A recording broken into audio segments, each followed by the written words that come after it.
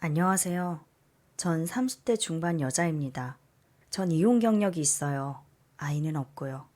20대 후반에 한 남자에게 푹 빠져 결혼했었습니다. 그 남자는 저보다 7살이 많았어요.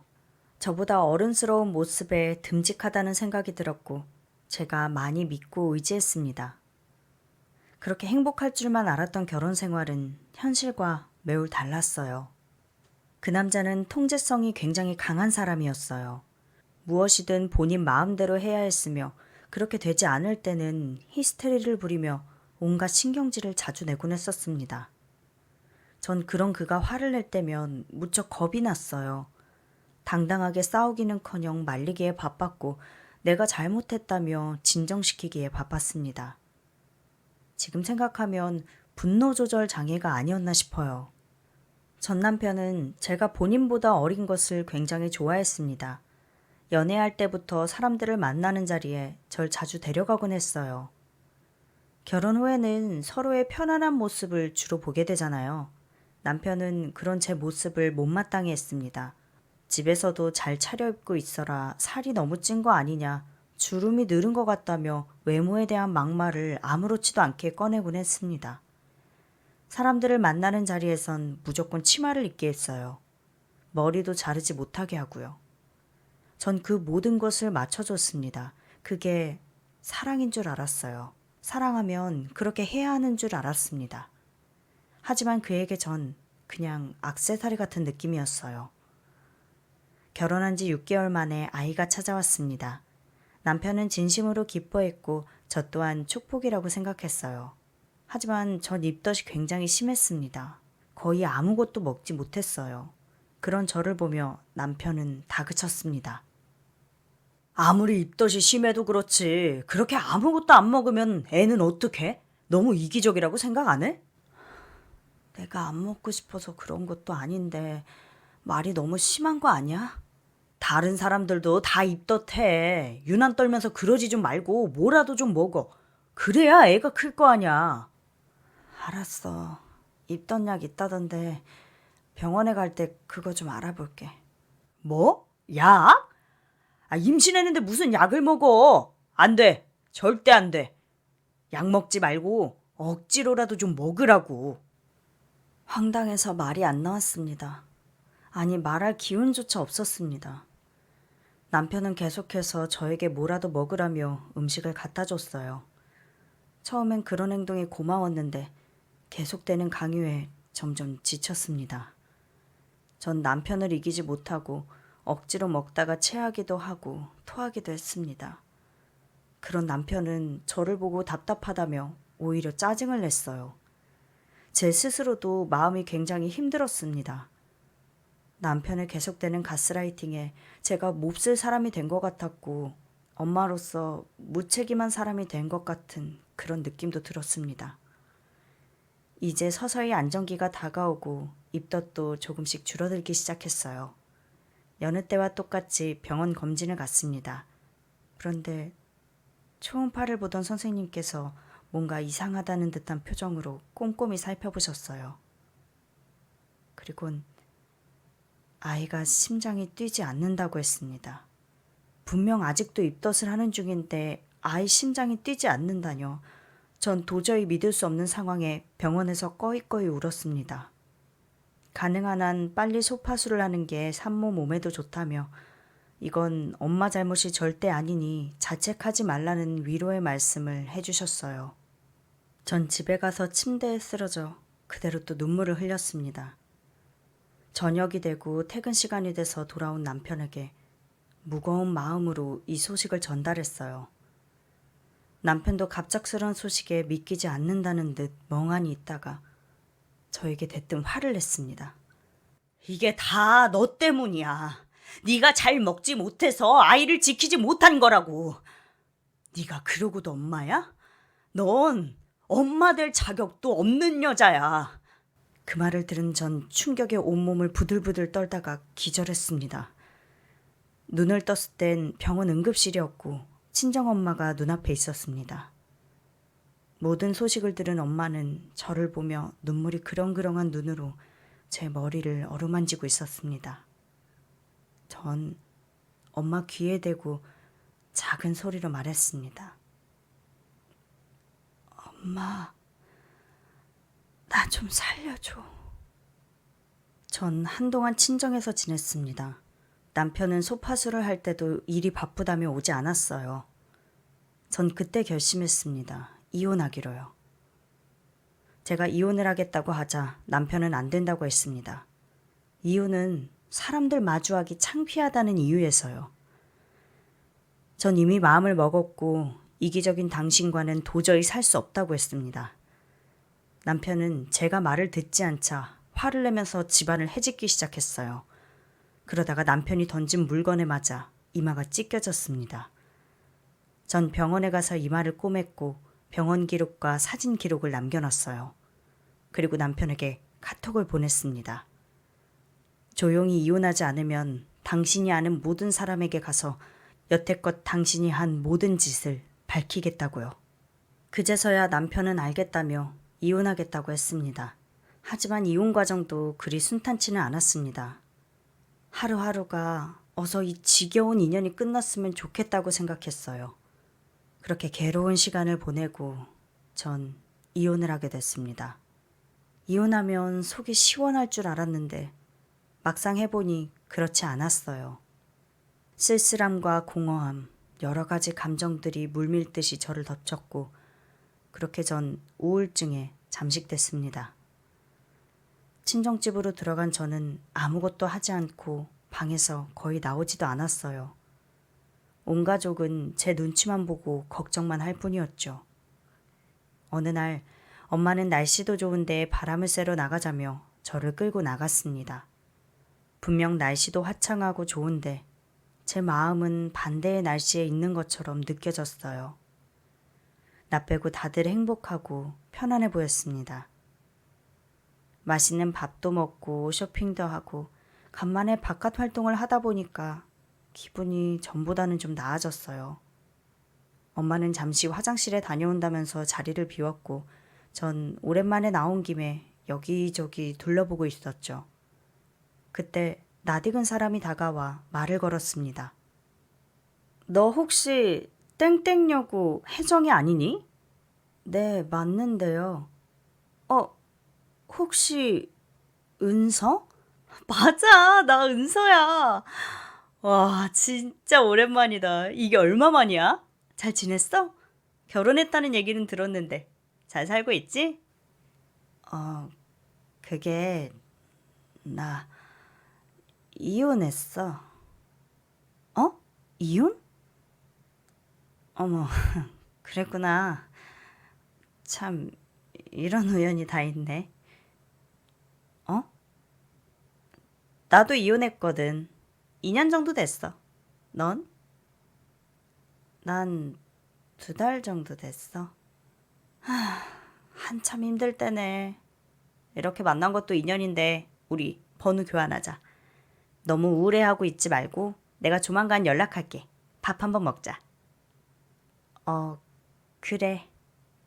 갑작스런 만남에 갑작스런 커밍아웃. 처음엔 무척 당황스러웠는데 이상하게 반가움도 들었습니다. 은서는 고등학교 때 친하게 지낸 친구였어요.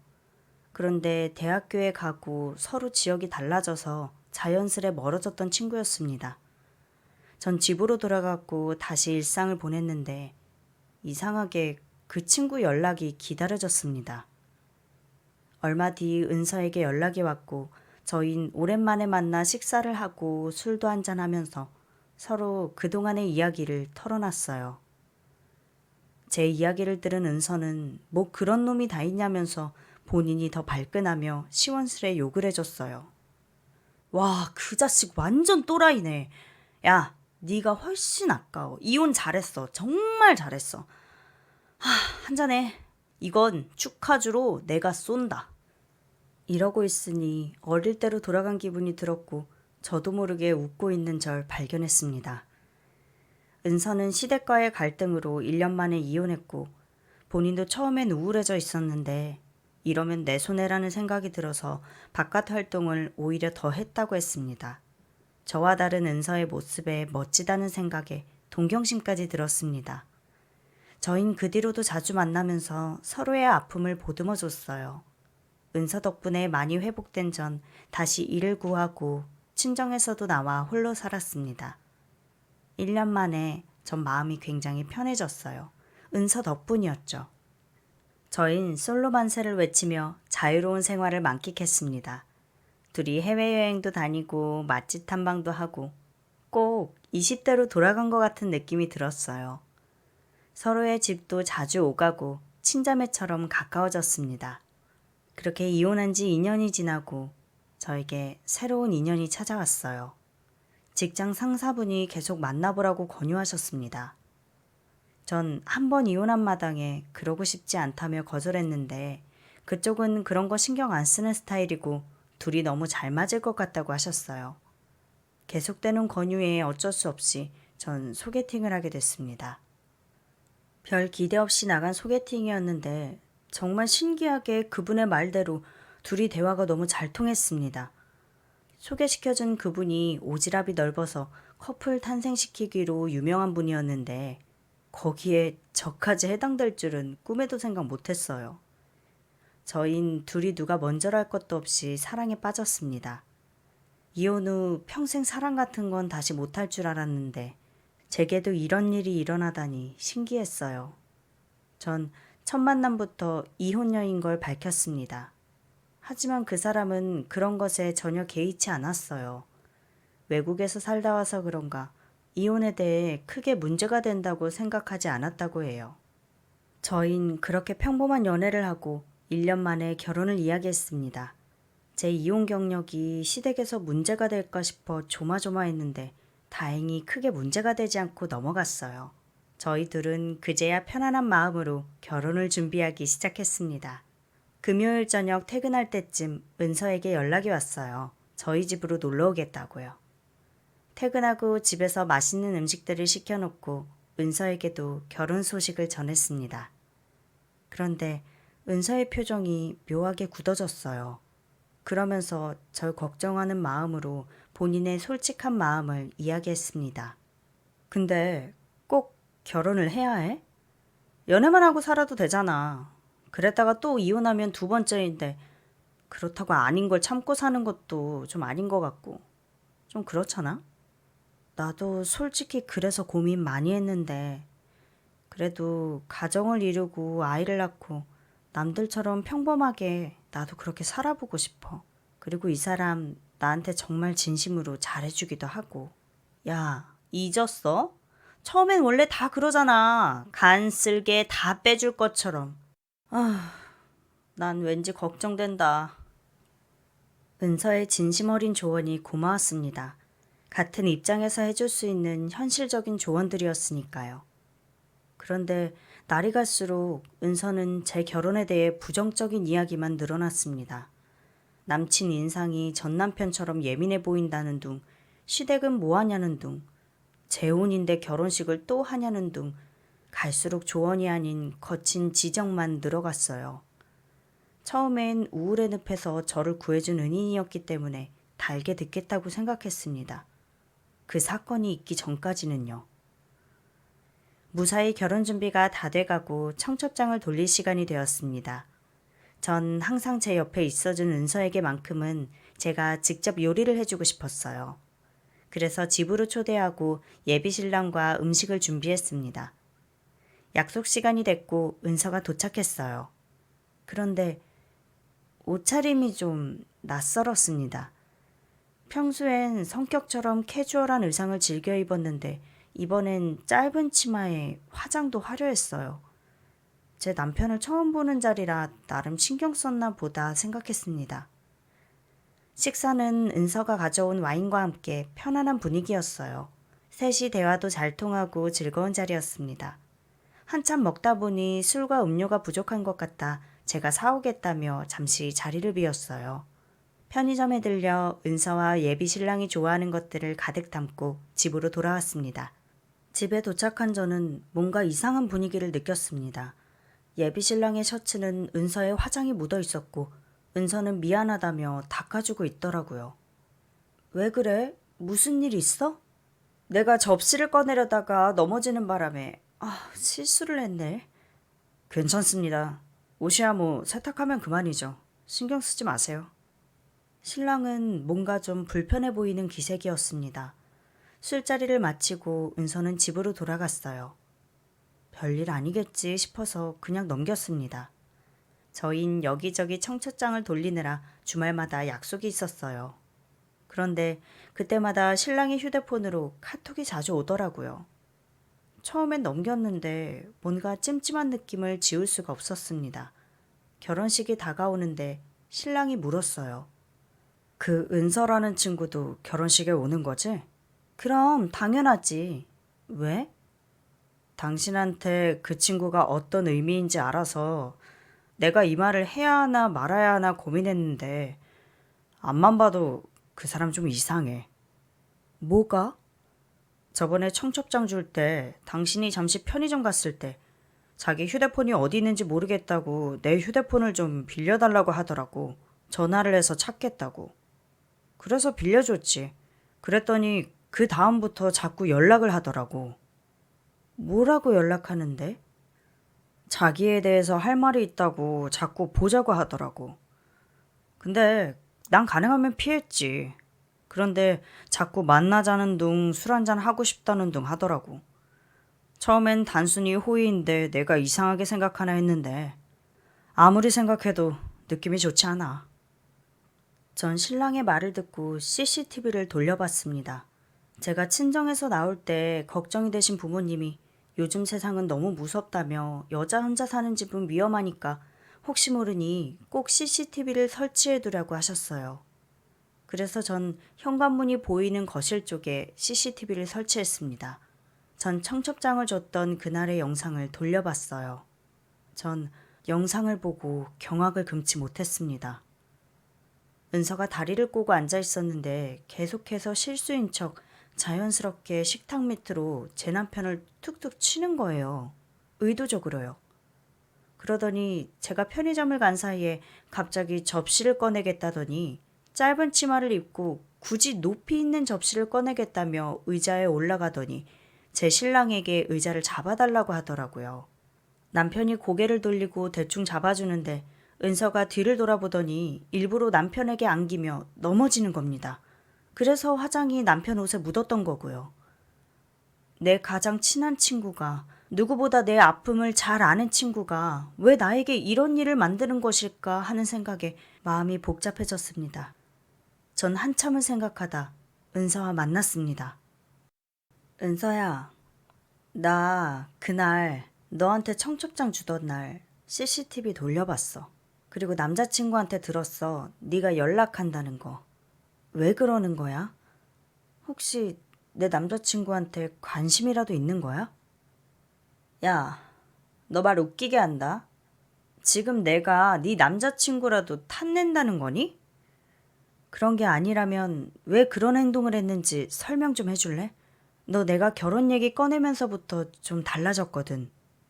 은서는 표정이 굳더니 한참 말을 하지 않았습니다. 그렇게 긴 정적 끝에 술을 몇 잔 들이키더니 저에게 얘기했습니다. 똑같이 이혼했는데 너만 뭔가 잘 풀리는 것 같아서 배가 아프더라고. 나보다 더 힘들어하던 네가 이젠 나보다 더 행복해 보이는데 뭔가 기분이 이상하더라. 괜히 못된 마음이 들더라고.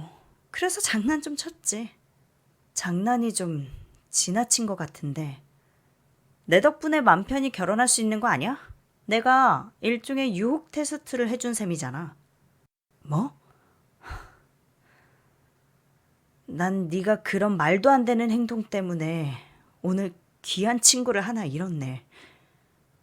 나 갈게. 전 무거운 마음으로 가게를 나와 집으로 돌아갔습니다.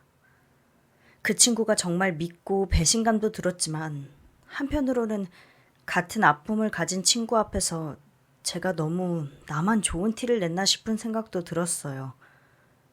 하지만 얼마 뒤 청첩장을 전달하려 만난 친구에게서 엄청난 이야기를 들었습니다.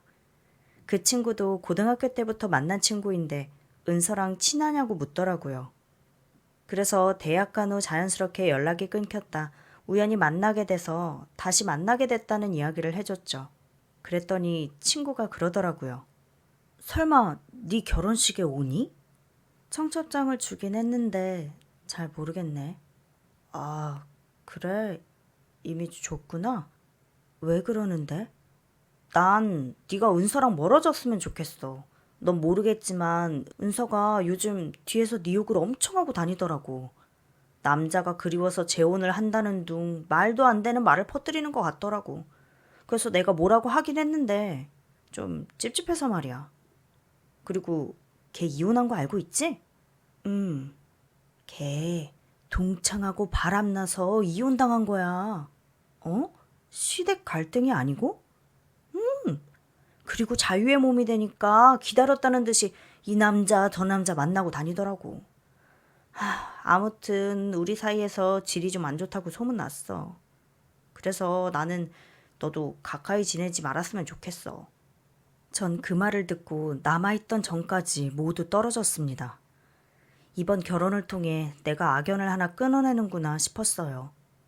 하지만 은서는 보란듯이 제 결혼식에 나타났습니다. 그것도 화이트 원피스를 입고서요. 이 나이에 저러고 싶을까라는 생각이 들었고 어이가 없어서 화도 나지 않았습니다. 그 뒤로 은서를 만난 적은 없어요. 전 결혼 이후 그동안의 모든 안 좋은 일을 잊기로 했습니다. 최대한 현재를 즐기며 행복하게 살아가려고 노력했어요. 그렇게 편안한 마음으로 1년을 보냈고 저에게 다행히 아기 천사가 찾아와 줬습니다. 이번엔 꼭 지켜내리라는 마음으로 일도 쉬면서 정말 조심조심했어요. 다행히 안정기에 다다르고 이제는 마음이 좀 편해졌습니다. 산부인과 검진을 가는 날이었어요.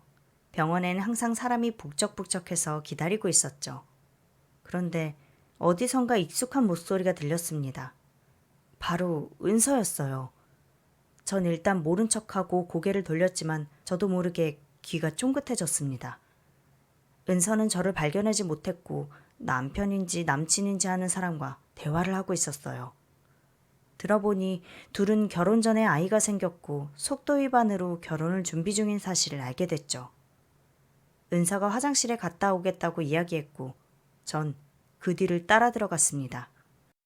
안녕, 오랜만이네. 결혼하나 봐? 넌 임신했구나. 축하해. 너도 임신했나 봐.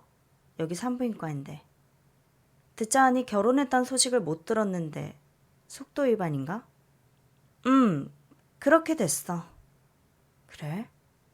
그렇구나. 네 남편은 너에 대해 다 알아? 뭐? 가서 인사 좀 해야겠다. 미래의 네 신랑인데. 야, 뭐 하려는 거야?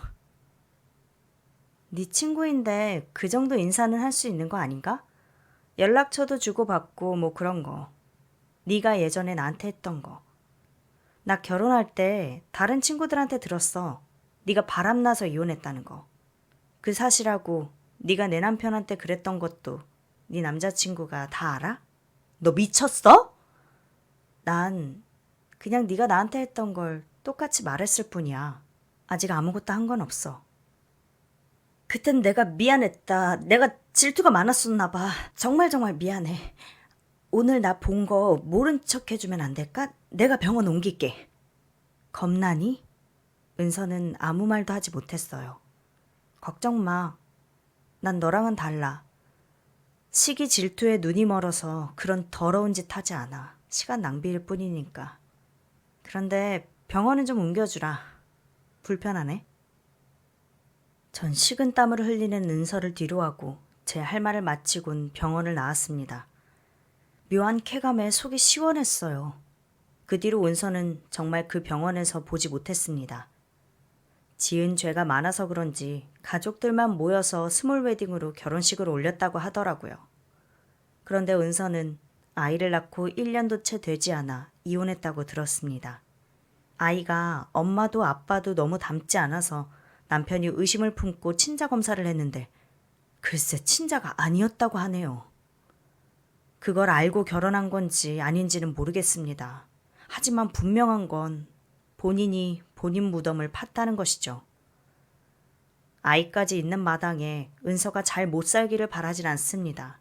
하지만 본인이 지었던 죄의 무게만큼은 갖고 살았으면 좋겠네요.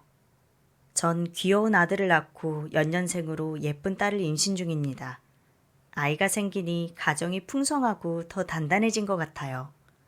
힘들긴 하지만 요즘은 딱 지금만큼만 행복했으면 좋겠다는 생각이 듭니다.